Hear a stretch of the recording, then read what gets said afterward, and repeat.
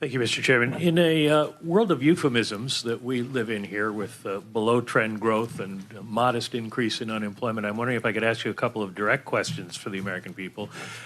Do the odds now favor, given where you are and where you're going with interest rates, favor a recession? 4.4% unemployment is about 1.3 million jobs. Is that acceptable job loss? And then given that the data you look at is backward-looking and the lags in your policy are forward-looking and you don't know what they are, how will you know, or will you know, if you've gone too far? So I don't know what the odds are. I think that there's a very high likelihood that we'll have a period of what I've mentioned is below-trend growth, by which I mean much lower growth, and we're seeing that now. So the median forecast, I think, this year for among my colleagues and me was 0.2% growth. So that's very slow growth, and then below trend next year. I think the median was 1.2, also well below. So that's a slower. It's a very slow level of growth, and it could give rise to increases in unemployment.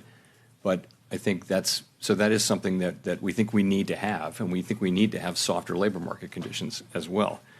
We're never going to say that there are too many people working, but the real point is this.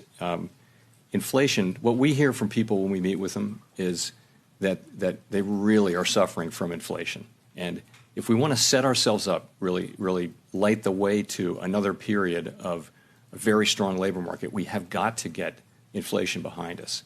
I wish there were a painless way to do that. There isn't.